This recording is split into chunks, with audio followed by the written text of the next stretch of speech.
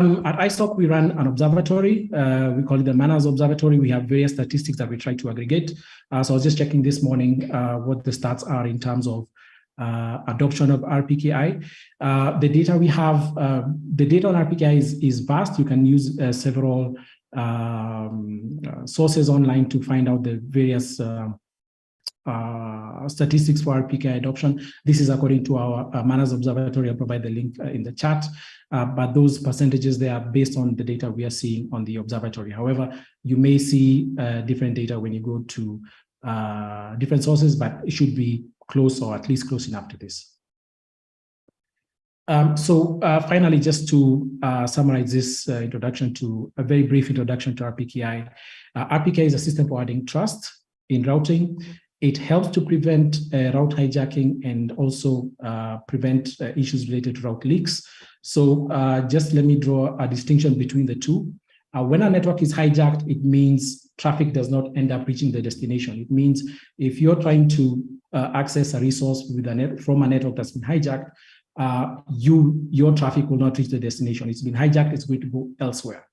A route leak is slightly different. It means traffic may eventually get to the destination you're trying to reach. However, it will take a suboptimal path. It will pass over or traverse networks that it was not supposed to go over. Now that brings a security issue. It means perhaps your data could be collected, could be observed if it's not encrypted. And even if it's encrypted, if you're using TLS, which is good, it does open the door to your data being encrypted or decrypted later on in the future. So these are two big issues which RPKI tries to address. So the session we're going to have today is going to focus on RPKI. It provides origin validation. There are other solutions that provide path validation, like BGP-SEC and also others like ASPA, which we're going to perhaps maybe the network operators in Mark and Ben might mention those as they speak, but the focus today is RPKI. But the key message to understand with the solutions and what's going to be discussed in this call is that the security of the network depends on measures taken by other operators. And for you, all of you here who are network operators, not only are you depending on others, but others are depending on you to run the correct steps to make sure your network information is correct. You're doing your RPKI stuff along with others. RPKI is not a one-stop solution when it comes to routing security, but it is one big step. So we're all in this together, and I think it's something that everyone who has routing information or network resources, it's something that all of us need to try and adopt and apply for our resources. So let me stop here. That was just a quick, very brief breakdown on RPKI. I hope I've answered that question. Yes, thank you very much for that, Kevin. So thanks for the updated stats you gave, stats update you gave us, and also the clear distinction between route origin authorization and route origin validation. Mark Tinker, my next question goes to you. You say you work for CCOM, it's a big network. I'm sure you have a lot of experience using or implementing RPKI on that vast network you operate. So from your experience, what strategies or best practices can network operators or ISPs employ to successfully implement RPKI, on a more secure routing environment? Yeah, so I think, firstly, thanks for the question. I think meetings such as these, as well as the workshops that Afrinic and others hold, is a good place to start, because it's nice to know before you do it. But for us, so we actually began doing RPKI back in 2014, 2015, and we turned on ROV actually in 2015, but no one else was doing it. So like Kevin was saying before, it doesn't help if you're doing it alone.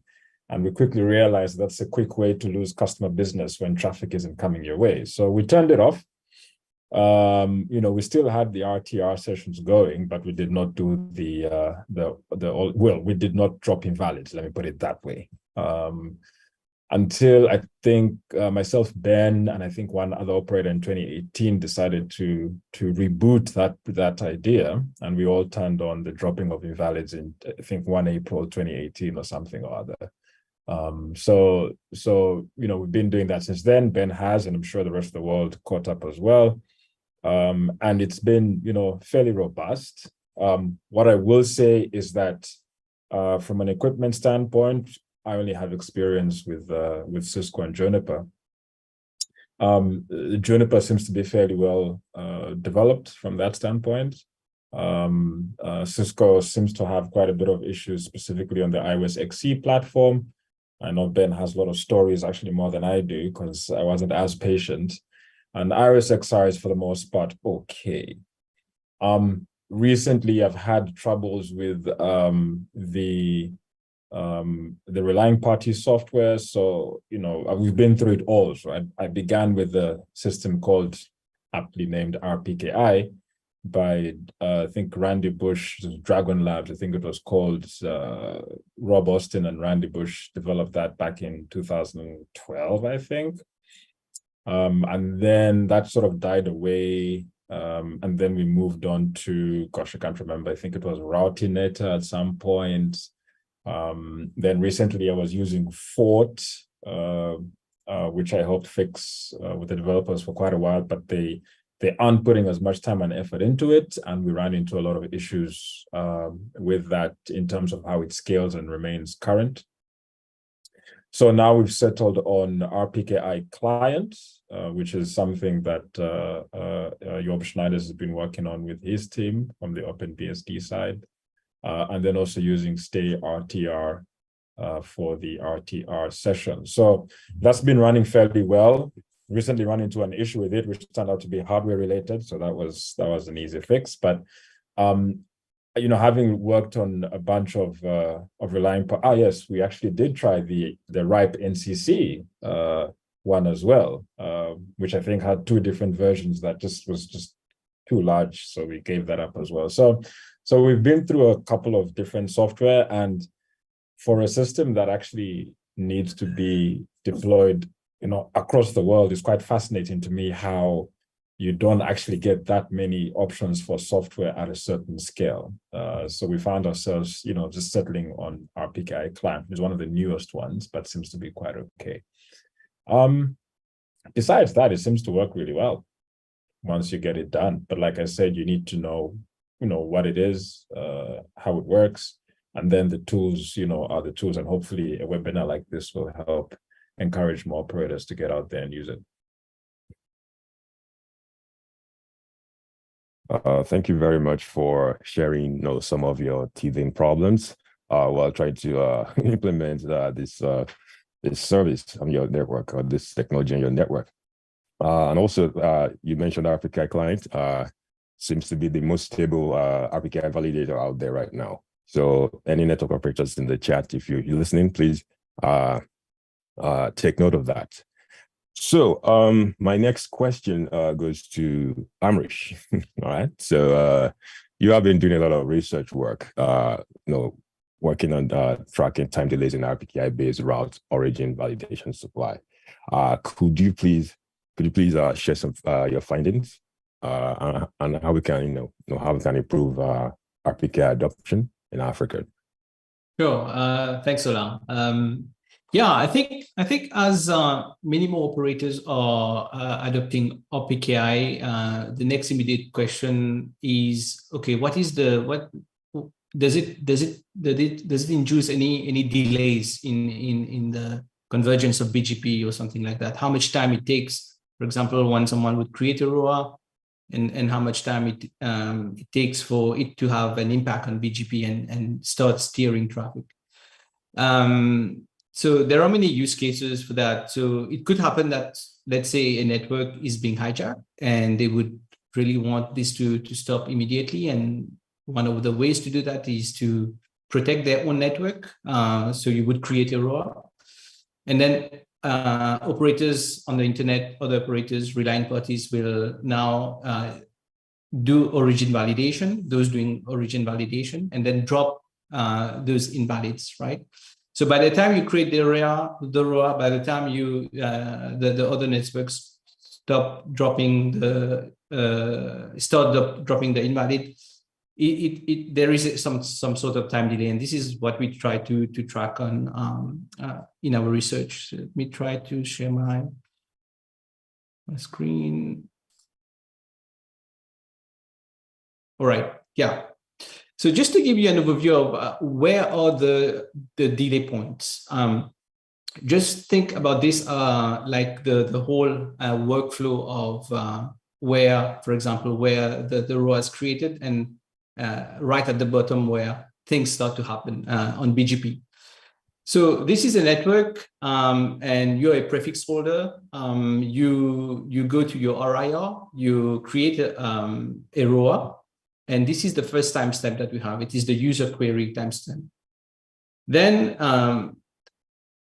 the Afrinic, for example, runs a certificate authority, and this certificate authority will sign the ROA, and this is another timestamp.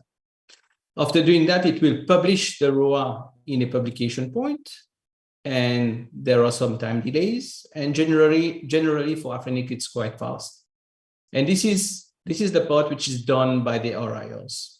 Now there is the other side of the story where there are relying parties. Relying parties, as Mark just mentioned, those relying parties, they would host a software called the relying party software that will be used to validate the information present in the publication points. So this is another time delay that is added to the supply chain of RPKI. And finally, BGP is updated when, based on the validation done by the relying party software, they start getting the filters, and then based on those filters, they drop the invalids. So where we were collecting time information, where you see all those small clocks, we were collecting those information. And how do you collect time information at the BGP level? We were using route collectors. So there are two main route collector systems available. One of them is the RIPE RIST, and the other one is route views. And what we were also doing is also looking at the data plane. Basically, we were running traceroute to some of our network and see at what point in time they were reachable and at what point they were not reachable. This was our setup. So we had an AS. We were advertising our prefix to AS 3130. That's Randy Bush, who was also helping us in this research.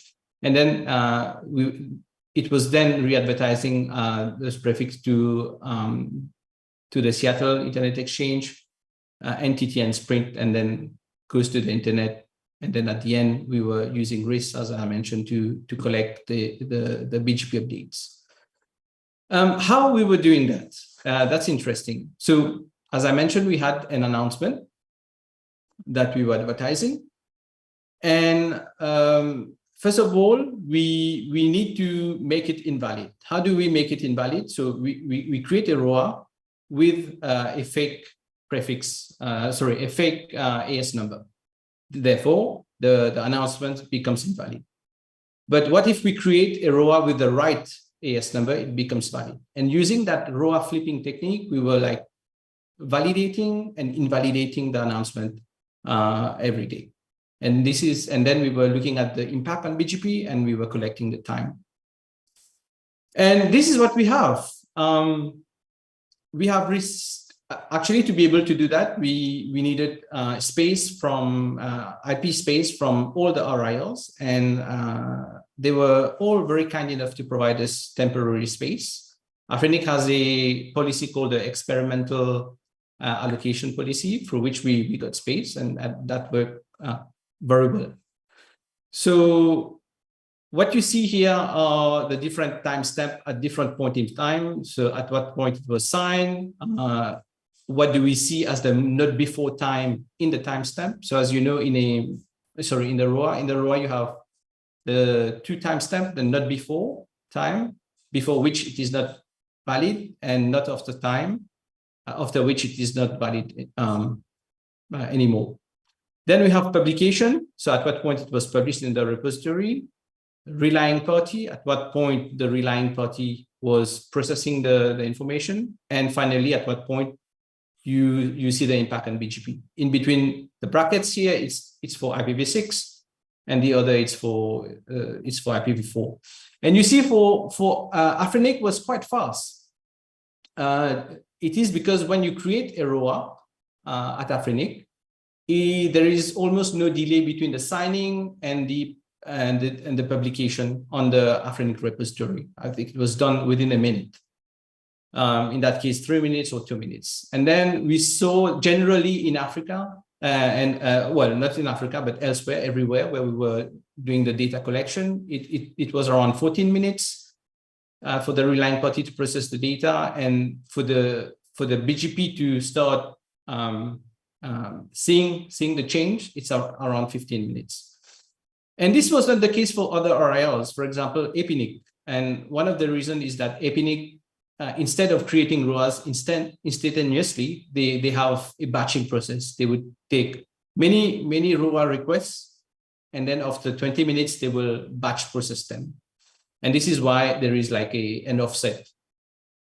We also found some funny issues for ARIN and for LACNIC, where the publication time between the signing and the creation, it was really long. It was more than an hour. And we basically found that they had an issue with the time zone settings. So basically, their certificate authority was not signing using UCT time. It was signing the local time.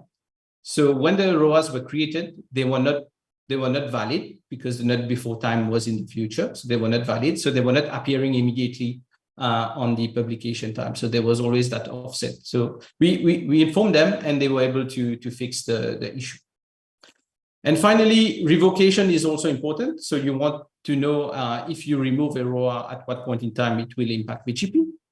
And similarly, we found very good results for Afrinic. It's around 30 minutes.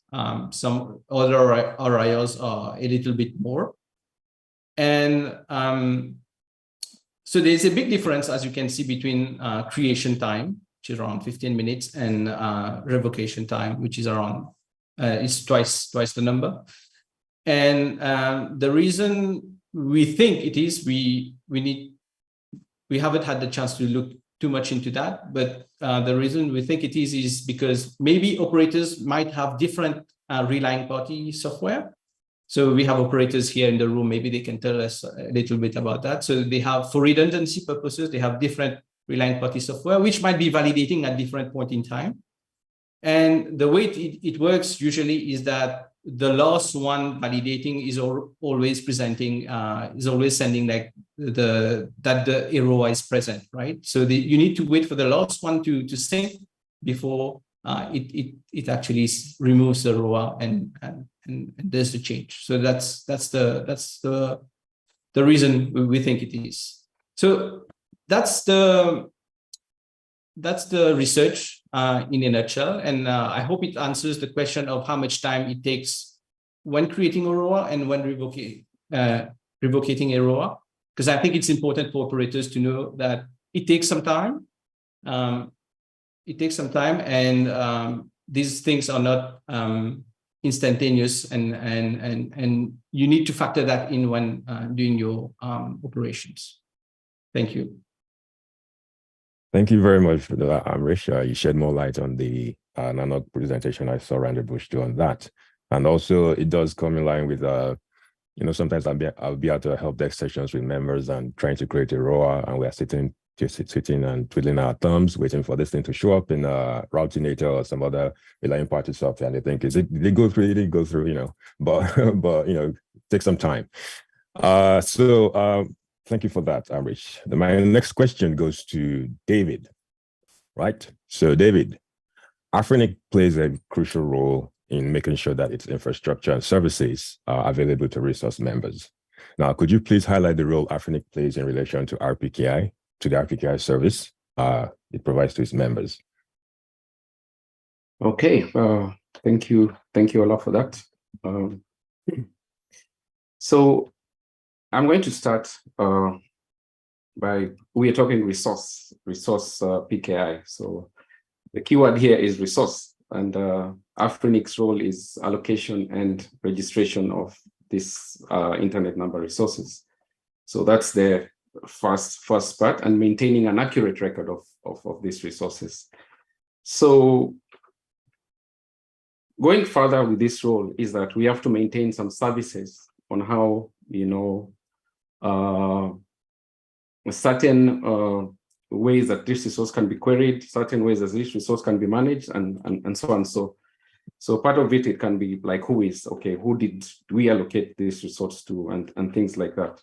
But now we're going to narrow down into resource certification, which is now the RPKI. So as an RIR, and it has been mentioned by other presenters, RIRs are responsible for maintaining the infrastructure that runs the certification of these resources. So at the moment, each of the 5 RIRs runs an independent infrastructure. We don't have like a unified one, but there is a sort of interoperability in terms of ensuring that the certificate chain of trust and all these things are maintained. So the first key role is the hosting of this infrastructure. And then when you host the infrastructure, you have to have a certificate authority, which is now the application that manages these certificates. So that's another very key role that Afrinic plays on that. And we do have operations. Now, these are like whatever Amrish, Mark has been talking about. This on our side is sort of back office operations, because you're saying issue ROA. Okay, how do you issue that ROA? Someone has to give you a platform for you to issue that ROA, right? So when resources are allocated to members, they do manage their resources through the resource management portal, in this case, MyAfrinic. So you log into MyAfrinic, you can do various operations. I want to do reverse DNS. I want to update my contacts. I want to do so and so on. Like, one of the key things is resource certification. So for resource certification, the first thing a member has to do, because you want to say that I am the one who wants to sign these resources, you have to be issued a certificate by Afrinic. So you have to activate that certificate. So this goes back to what Kevin was talking about, the chain of trust. So we are at the top. The member is now as the next step. So once a member activates their certificates, they're ready to create their ROAs. So these are the route origin authorizations. So you can create, but you can also revoke. So it's not only creation and then they just stay the way they are. So this is like ROA management. So we do offer this platform for ROA management through our portal. So that's also a very key role. But keep in mind also, now you've created, you also publish, right? So as an RIR, we also are responsible for maintaining a repository of these cryptographic objects. So this repository is where the validators will come in and validate this data. So the publication services, in RPKI, there's some people call it PP. So this is where the relaying parties come in and do the validation. So that's another very key role that Afrinic plays on this. And then the other two, it would be, it's a wider role. There is a policy in terms of RPKI implementation, because we have to liaise with our colleagues from the other areas and see how there is consistency and interoperability. And lastly, there is the capacity building, which Willie is going to talk about, because we have to offer workshops and training to promote awareness. And part of it is the webinar we are doing right now. Yeah, thank you. Okay, thank you, David, for giving us an overview of Afrinic's hosted RPKI service to its members. And tied to the chat that Kevin showed about the RIRs being at the top of the chain of trust down to the ROAs at the bottom. Thank you for that. So my next question goes to Ben, all right? So Ben, please, what role do you see RPKI playing in addressing the growing challenges of route hijacking, like Kevin mentioned, and route leaks in Africa and the African region? Are there any notable success stories or case studies you can share, please? Okay, so I think one of the important distinctions to make is between root origin validation, which is what the techniques that we've been talking about, and RPKI itself. RPKI itself is that hierarchy of certificate authorities. And the only thing really that makes RPKI any different to a regular RPKI, like the one that would be used to secure, HTTP traffic on the web and so forth, is that in the extensions of those certificates, it specifies the internet number resources, the ASs and the IP addresses that the certificates relate to. But in every other respect, it's just an X509 certificate or authority hierarchy. Origin validation is just one of the use cases for that infrastructure. And it's the one that's been around the longest, and it's the only one that is really deployed operationally. And so a lot of, quite often, including, in this webinar, people will use RPKI as a synonym for origin validation, and the two are not the same thing. And that distinction will become clearer as other RPKI-based techniques kind of come through the standardization and implementation pipeline over the next few years. Origin validation itself protects against a very specific kind of subset of accidents and malicious threats that you find out in the wild, and it is certainly useful on its own, but it's not a panacea. There's a large category of incidents that we see out in the wild that origin validation alone doesn't protect against. But there have been a number of incidents over the last few years which would have been substantially worse had it not been for the deployment of origin validation. There was a notable misorigination in West Africa a few years ago, where I think it was Google and Cloudflare prefixes were re-originated by an operator in that part of the region. And it was quite a damaging incident, but it would have been far more damaging had it not been for the fact that origin validation was already deployed by some of that network's upstreams. It would have been more useful in defending against that incident had it not been for some of the legal issues surrounding the use of the ARIN TAL, the ARIN root CA. We at Work Online do not use the ARIN TAL because of the legal issues around that. Mark, I think you guys started using it fairly recently. You hadn't before that, but correct me if I'm wrong about that. The reason that was useful is because the reason that it was a successful defense against that is because the network in question re-originated those prefixes. They scrubbed their AS path and announced them to their neighbors with themselves in the origin position in the AS path. So they appeared to be originating those prefixes. And that is a relatively uncommon mistake for operators to make. In general, ROV is most successful, again, about defending either misconfigurations, someone's mistyped a prefix in their, in their network statement on their router, someone has misconfigured their own AS number somehow. But it is not a particularly useful defense against the more common leaks that we see, where someone has learnt a prefix or a set of prefixes from some non-customer and is not authorized to announce transit for them. They then leak those announcements out to their other transits and their peers rather than just to their own customer base. That's a much more common form of root leak. And that cannot be protected against by origin validation on its own. In order to do that, you need some way of verifying that the AS path that you see in a BGP update matches the intended policy of the operators in the AS path. And that's where technologies like ASPR really come into their own, and to a lesser extent BGPsec.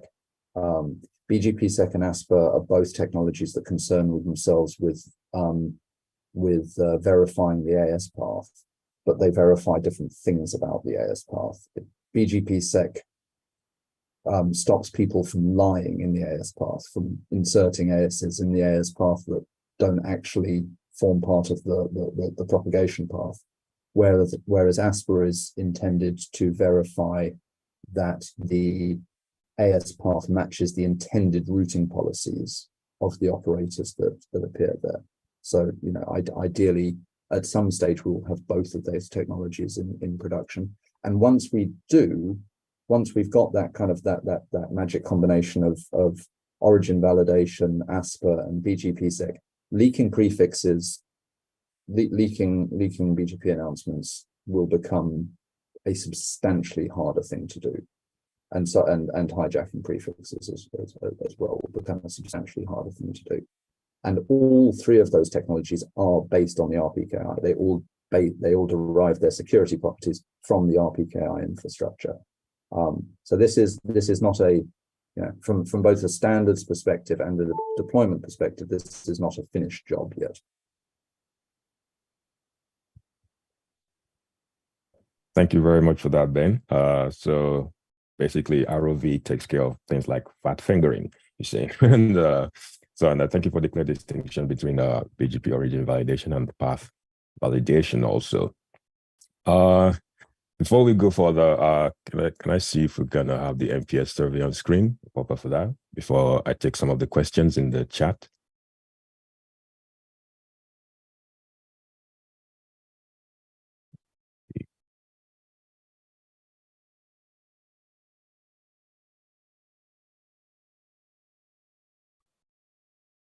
Hi, Ola. The MPS survey will be at the end completely when we close.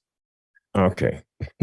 All right. So I see a question in the chat, and any of the panel members can take that. This is from Teshni Gopal. She says, "Hello. If the RPKI server is down, what will happen to the advertised routes?" Now, I'm happy to take that one if you'd like. Yes, please. Ben. So the standard documents that describe this stuff use the term validation in two different ways, which mean completely different things and happen at different parts of the kind of supply chain, and it leads to a lot of confusion. The job of the relying party software is to retrieve all of the cryptographic objects, all of the certificates and all of the ROAs and any other signed objects that exist in the repositories, download them locally and check that all of the chains of trust, all of the cryptographic signatures validate. And to kind of, once that's performed, kind of roll them down into a list of what we call VRPs. Which stands for validated rower payloads. Those then get transmitted to a BGP speaking router, usually via the RTR protocol, although it's possible to do it in other ways as well. And then the BGP speaker uses that information to assign one of three states to any path announcements that it receives. If there's a covering rower and the origin matches and the prefix length within the max length bounds, then it will be valid. If there's a covering rower, but it either fails to validate against the origin AS or because it's got a longer max length, a longer prefix length, then it will be invalid. And if there is no covering rower, then it will be not found. In general, from an operator's perspective, the best practice is to discard anything with a validation status of invalid and to take no action whatsoever to distinguish between not found and valid. Don't assign a different local pref. Don't stick communities on it. Don't do anything. I can talk a bit about why you don't want to put communities on in a little bit, but the key is the only routing policy action that you should be taking is in the event that a prefix is invalid. If it's a little unclear what we mean about the RPKI server, because we could be talking about the CA, we could be talking about the publication server, That's true. We could be talking about the relying party software. But in any event, if any one of those goes down, it kind of breaks the supply chain of new RPKI data, and eventually things will become stale and will just kind of drop out of existence. They may go stale. They may go cryptographically stale. You know, they may start failing to validate because one of the expiry intervals in one of those objects is passed, or they may just kind of fall out of the cache that the relying party software keeps. But in any event, that will simply result in fewer VRPs being transmitted to the router. And because you're only if you're a sane operator and you're doing things correctly, the only action that you are taking based on VRP data is to have increasingly tight filters. The whole system kind of fails open. So prefixes that would have been discarded in the presence of a valid rower and a corresponding VRP that would have been dropped will start to become accepted. But nothing that was previously accepted when that supply chain was operational will start to be discarded. If all of the infrastructure just disappears off the face of the earth suddenly, then everybody's filters gets wider. So security decreases, but the operation, the forwarding operation continues as before. So there are caveats to this. You know, it requires that everyone's implementations are actually correct. But if used as designed, an outage in the PKI should never result in stricter filters and additional packets being dropped. Okay, thank you. I believe Walk Online was the first operator here that started dropping BGP advertisements with RPKI invalid, right? I mean, yes. All right, thank you for that. Ben, the other question, it's a long one, but I think it's already been answered by you also, Ben. You know, it's asking about path validation, which I believe you mentioned ASPA and BGP-SEC takes care of that. So we'll take one more before we move on, and then we'll attend to those after the next round. So this is on this third question is from Patrick Anaku. It says, could you outline requirements before one can implement RPKI? I think Mark kind of said that a bit, but if anyone can quickly give us a summary on that.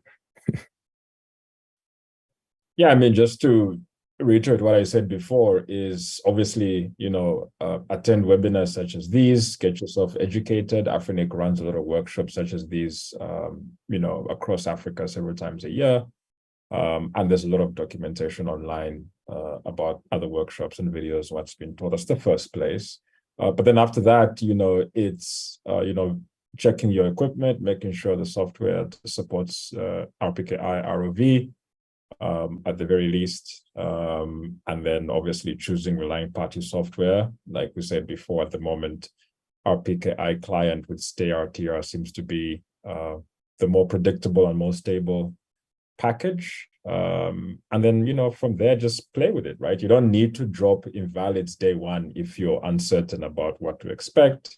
You can, you know, manipulate your routing policy to decide whether you just lower the local preference or do something else until you feel more comfortable to go ahead and drop invalid. So, you know, you can, you know, pace yourself. And there's always, you know, support on various mailing lists in Africa, on the Afrinic RPKI mailing list, and so on and so forth. So just get started and go down the rabbit hole. The rabbit hole, indeed. Yes. All right. So I'm going to pause for the questions in the chat. We're going to I'm going to direct some other questions to the panelists, and then we'll come back to you again before we close. So my next question is to Willie Mangaya. So since you are our deployment operationalization engineer, at mouthful, so how do engineers in Africa respond to RPKI adoption? What common or particular blocker or blockers do they face, and how can organizations prepare for these challenges?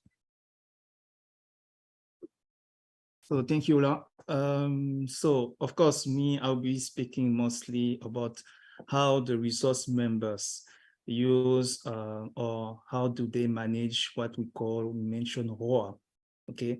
Because remember we say that talking about what we just present so far, there are two sides. You have the resource owners who need to generate the ROA, okay, all the statement, so that now every network operators across the internet can then use all the certificate, not only the certificate from Afrinic, to then implement their own routing policy.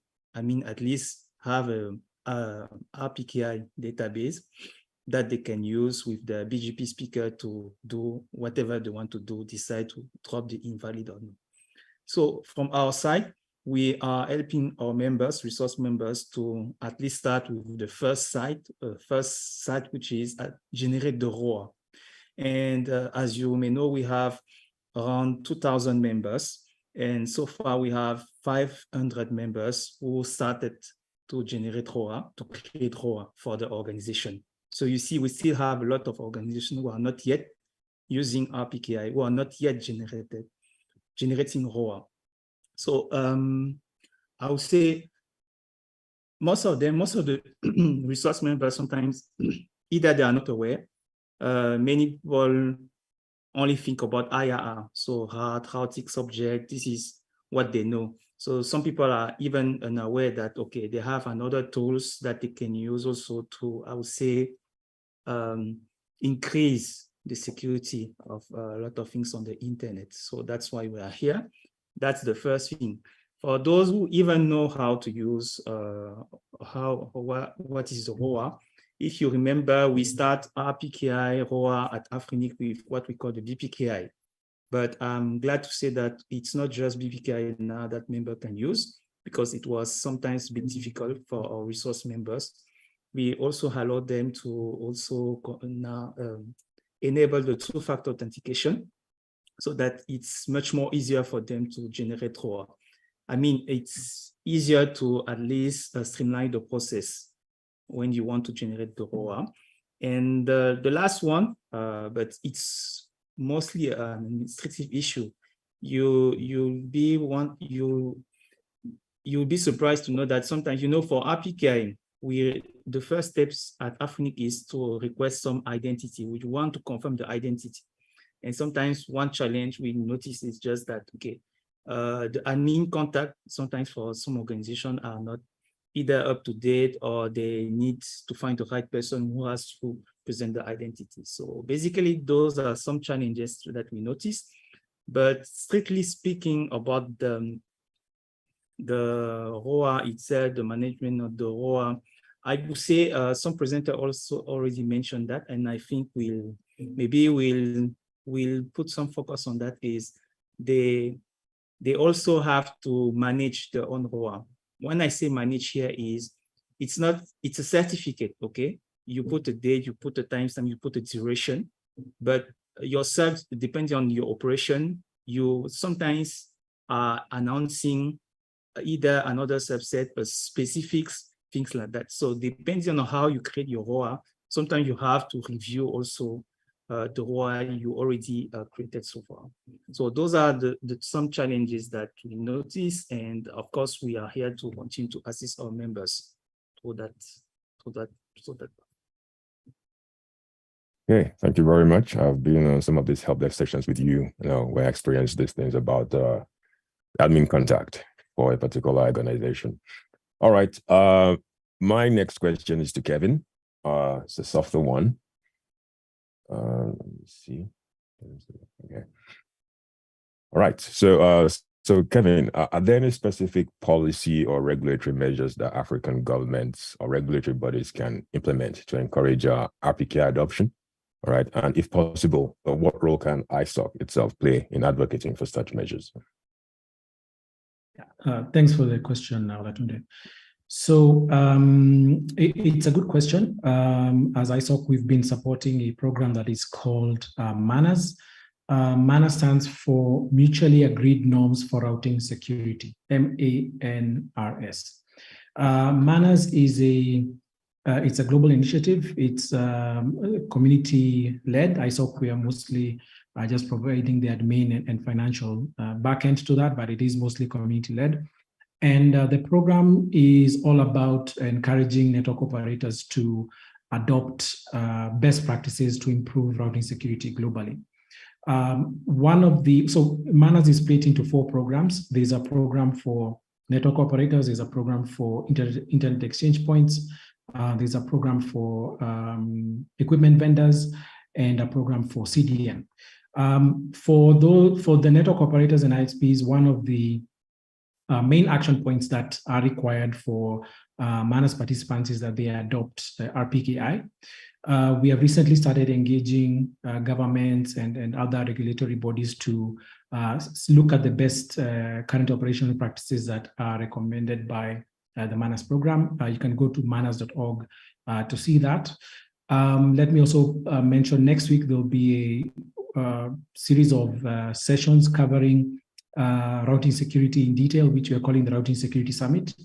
One of those sessions, at least 2 of those sessions, will involve input from government representatives. So we've recently started to diverge and encourage governments to work with their networks, work with their ISPs in their countries to adopt RPKI together with other best current operational practices to improve routing security. It is a big issue. Route hijacks and route leaks, they occur every day to different levels of severity. So the routing security practices are to help reduce the impact, reduce the number of incidents that are happening.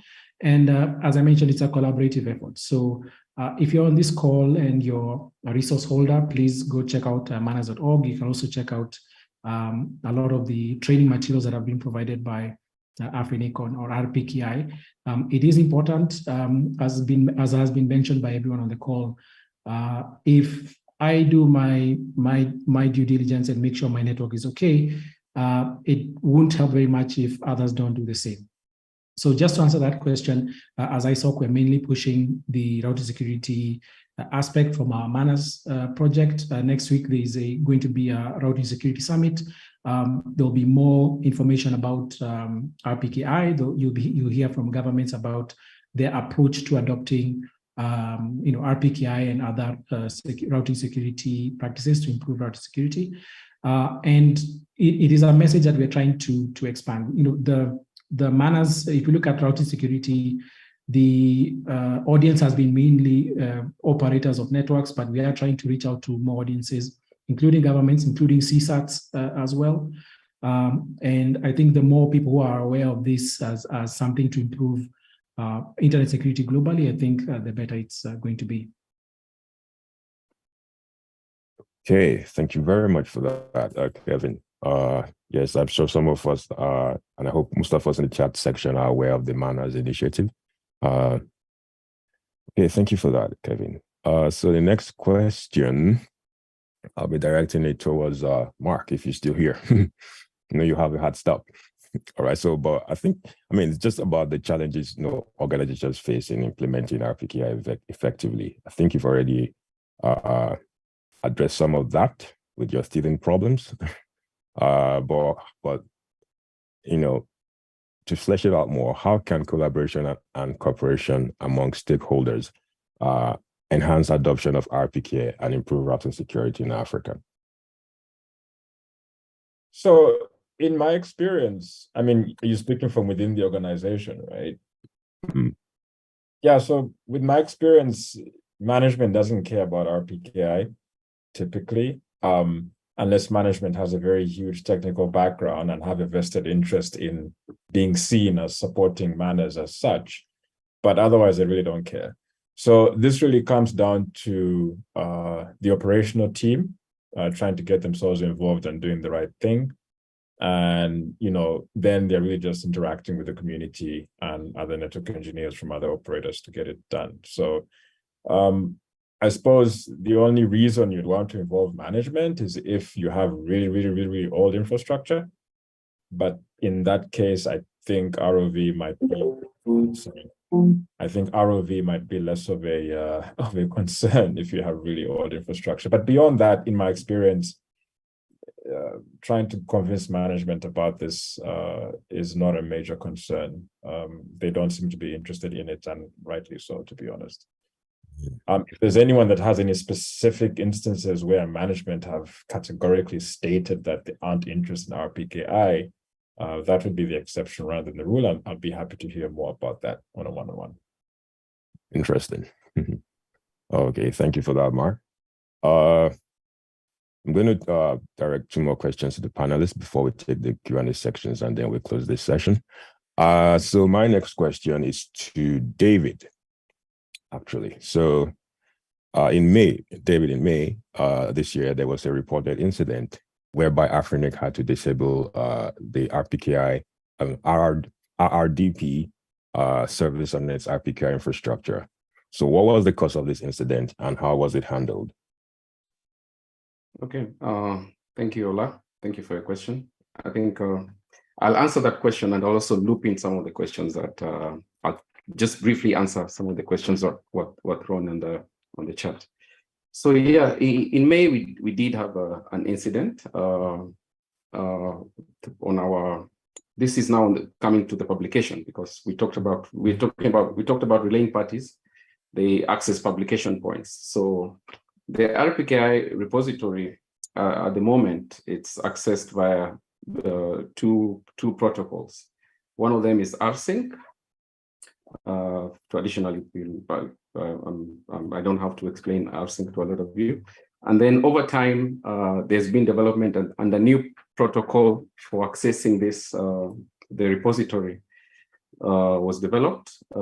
This is the RRDP, which is RPKI. It's a Delta protocol, so it's more scalable because rsync is an older protocol. So what happened in mid-May? We noticed a high number of requests to our RRDP service. So this in turn, it sort of caused a bottleneck on some of the rest of our services. It was quite high. It was impacting our other services. So it went on for a week or two, and we noticed it was reported externally by the community, a lot of familiar names in this RPKI landscape. So we did try to, let's say, scale this service. We asked ourselves, okay, we are getting a lot of, like as any other service, when you are being DDoSed and all that, you say, okay, how can I spread this across the different data centers that I have? So we tried this, it did not work. We tried mirroring, scaling and mirroring, this did not work. So eventually there was a suggestion, because the way relaying party software works, they try, and correct me if I'm wrong, Ben and Mark, they do try RRDP first, and then they fall back to rsync. So we got a suggestion from Job. It was like, okay, guys, if you're experiencing this through a high number of traffic through this protocol, why don't you disable this, and then the relaying party software falls back to rsync as you try to figure out how you're going to sort this out. So we did that at the end of June, after a lot of troubleshooting. And like with every problem, I think it brought a new way of thinking in terms of RRDP service. So we did reach out to our colleagues, the other RIRs, hey guys, hey, we're experiencing this. And guess what? They had experienced the same challenge before.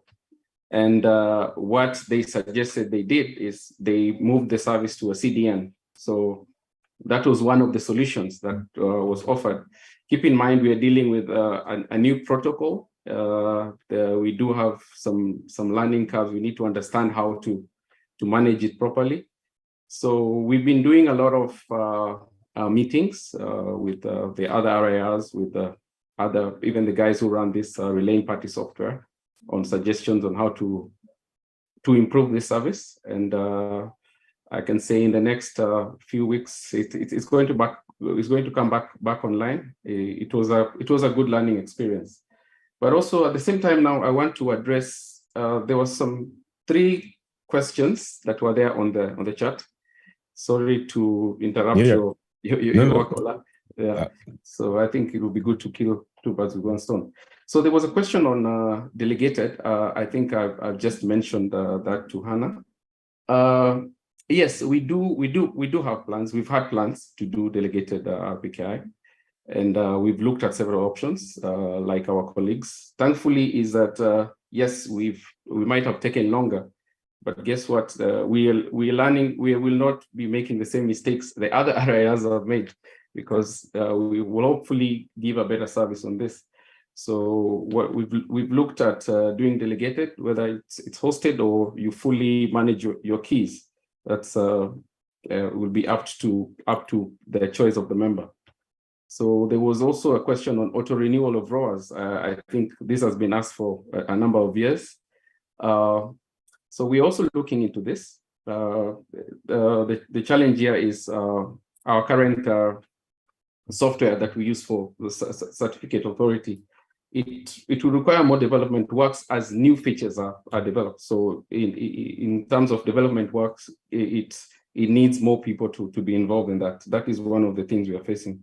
But we are looking at auto renewal, and there's also APIs. The community has requested for APIs for some time now. Hopefully that area of development will also bring out something. And the other question that was asked, I think, by Daniel about the security of the repo. I think, yes. Yeah, this is it's quite relatable to what we experienced recently, because this was sort of it's a denial of service, right? But also keep in mind, even when RIRs are doing maintenance, we can just, a repo can stay in a certain state and all that. And if it goes completely like offline, there's what Ben mentioned. It's the security aspect of the routing will be impacted, but yeah, routing will still happen. But also as a service, you need to provide a service that is fully online. And also another thing for security consideration is the scaling bit. We are seeing moving into CDN. Hopefully this is a good mitigation. A lot of providers, they do provide a lot of cloud CDN providers, they do provide DDoS mitigations and all that. So we are looking at various options, and you also have to understand security has become a key issue it's not only in RPKI. I think it's in our day-to-day. So it's always finding new ways to tackle this kind of challenges. Thank you. Back to you, Ola. Okay, thank you very much. So there's that clear distinction between hosted and delegated RPKI, of which Afrinic is looking towards to creating the delegated RPKI service. There's one question in the chat, and I think I would like to direct that to Ben, if you don't mind. It's asking, I think it's based on your RFC. So please speak about the maximum prefix length attribute while signing ROAs. It says there's a recent RFC discouraging cover ROAs, i.e. sign only what you announce. Yeah, so I was one of the co-authors of that. And it took a very long time to get that from its initial draft to a state in which it could be published. And the reason it took such a long time is because there's lots and lots of corner cases. As a general rule, the best practice is to issue ROAs which precisely match what you intend to announce in BGP in steady state. And the reason for that is the max length at the max length field in a row is a way of specifying that a row can be used to validate prefixes that are covered by some shorter prefix up to some maximum length. So, for example, you can articulate that you want to be able to announce, everything from 10/16 up to 10/24. That's all well and good if you plan to announce all of those longer prefixes in BGP in steady state. But if you don't, and you just have some subset of those longest prefixes that are validated by the rower, it dilutes the security properties of the system as a whole, because it gives a potential attacker the ability to announce a sub-prefix of a route that you announce in BGP and have that still be valid according to the information that's present in the RPKI. And because it's a sub-prefix, longest prefix match means that sub-prefix will attract traffic. And so it's a very effective hijack. It's a very effective attack. And so to mitigate that, it's a good idea to never have information published in the RPKI that allows an attacker to announce a longer prefix that would show up as being valid by a validating BGP speaker. Now, there are a bunch of caveats to that, because and this is true whether or not, so what I just said is true whether or not you're using the max length field. The max length field just gives you a very convenient way of shooting yourself in the foot. There are a number of reasons why some operators choose to have a more permissive rower published than is strictly necessary for what they announce in BGP in steady state.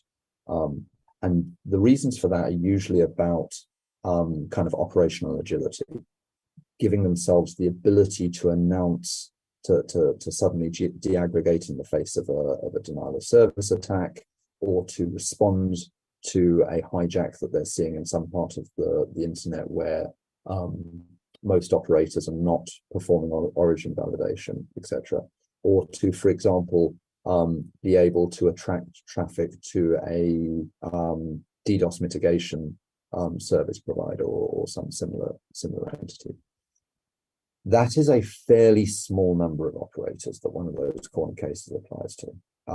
And the list shrinks every time someone in your immediate neighborhood enables origin validation on their border, because those neighborhoods within which you need to kind of respond in that way become smaller and smaller. So as a general rule, that rather long document has a very short takeaway, which is that unless you have a very good reason to do so, you should issue what we refer to as minimal rowers.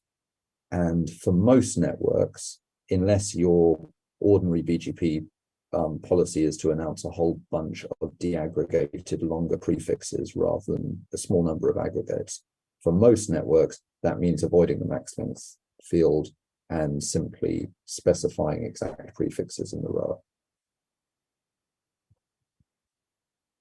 Okay, thank you very much for that, Ben. I can't remember the RFC number. I know it starts with 9. So I think whoever asked the question was yeah, I'm afraid I can't remember it. Lots of them, aren't there? All right, we'll send them. I'll update the chat.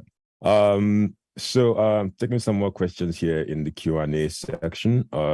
There's let me see, there's a long one here from I don't think Mark is here anymore, so I cannot direct this one to him. It says, can you share, if anybody has experience with those, can you please share us with the resources on how to validate others on Junos and Cisco? All right. So this one, it's a bit long. Okay, let's see if maybe Willie, you can take this. It says from the anonymous attendee, it says, hello all. I don't know if this query has been answered. Okay. Currently, we are not an ISP, and 2 prefixes D and E have been allocated to us by an ISP. We already own 3 prefixes A, B, C. Oh, okay. The ISP has a different AS, hence the BGP advertisement of prefix D and E is done from our routers. When the ISP will register for a ROA on its prefixes, our advertisements will not be validated since we have a different public AS. I don't know if that makes any sense to you, Willie. Okay, thank you. I think I understand basically the concern here. First of all our resource member, you should remember that when we talk about RPKI ROA, it always starts with the resource owner. By resource owner, we mean here the entity to which has been allocated or assigned the IP resources. So it means when you want to create a ROA, it's not the operator who owns an ASN who create the ROA, okay? It's the resource owner. Let's say in your case, you have been allocated several prefixes. You mentioned A, B, C, D, and E, okay? Whatever prefix has been allocated, it's up to you to generate the ROA. It's not, let's say, your transit, your peers, or whatever. So let's say you have a subset, you advertise yourself, some prefix, okay? I think you mentioned you have two prefixes. And okay, whatever, the prefix you are originating yourself with your own ASN, for instance, when you create the ROA, in the form itself, you will mention your own ASN, okay? But if you have additional prefix that you are not advertising yourself, then when you generate the ROA, you put your prefix, but then you insert manually the other prefix.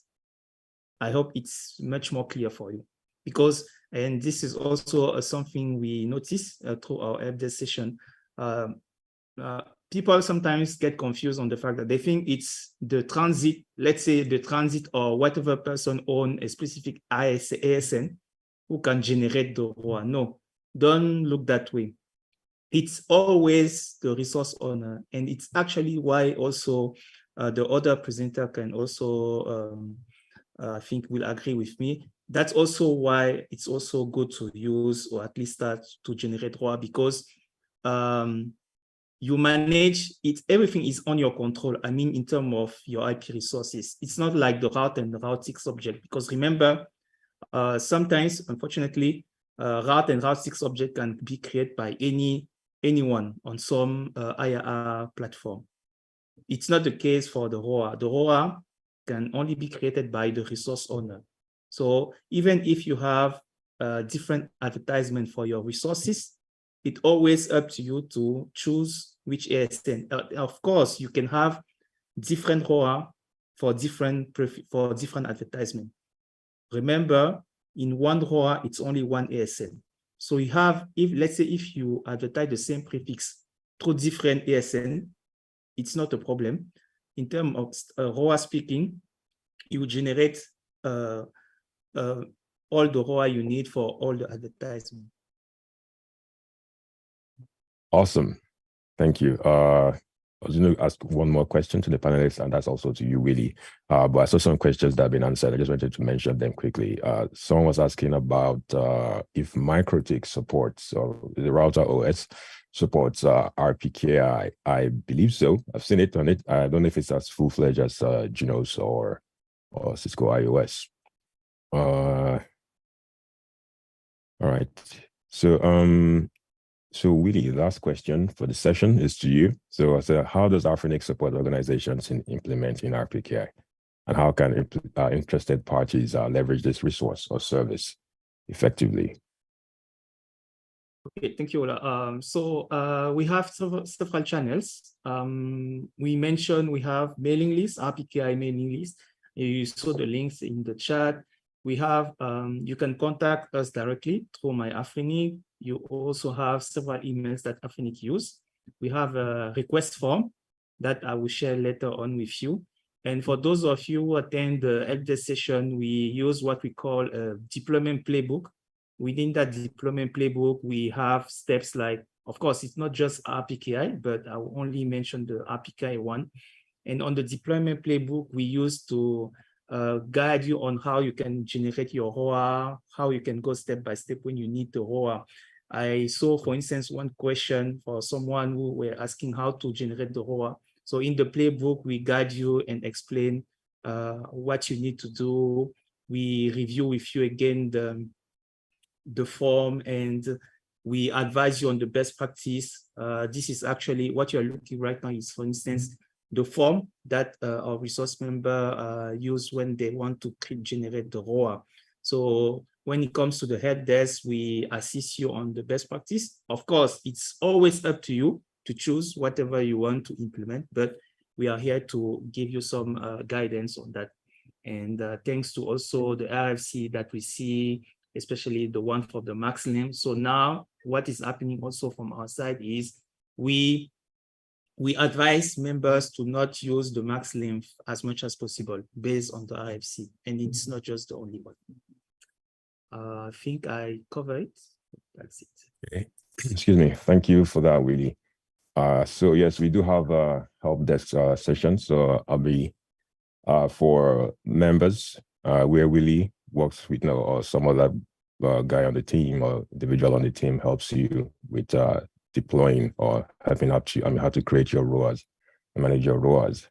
So I don't think there are any more questions. The other question here from you, Dennis, it says about the resources to Junos and Cisco. I will try and put that in the email messages you get after this webinar, but I know there's a resource for Cisco and Junos on BGP or origin validation using RPKI. It's very detailed.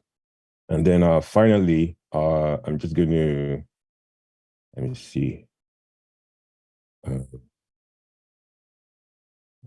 so I just want to talk about, because some of us might not be, we had a crash course at the beginning of this session, but I would like to also inform you that we have a full-fledged RPKI course that starts with BGP and then introduces you to the Internet Routing Registry, this is RRI, as in IRR, sorry. And then finally it ends with RPKI, how that is used for BGP origin validation. All right, so it's just go to academy.afrinic.net. You will see it as one of the courses there, and it's free of charge, of course, for you to consume for your knowledge. With that said, I think we hit it right just 2 minutes to the end, which is a sweet spot to stop, if you don't mind. So I would like to thank all the panel members for taking our time to come to this panel discussion. And I also hope the audience who attended have found it very, very informative. I also like to thank my colleagues who have been doing a lot of technical gymnastics in the back end to ensure that we all have a good user or viewer experience while this session was running. And with that said, I'd like to thank everyone for attending, and I will say wish you a great weekend ahead. Thank you.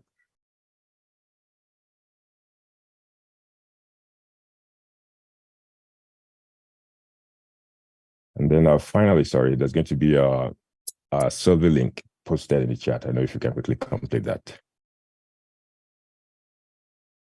Thank you. Thank you. Thank you.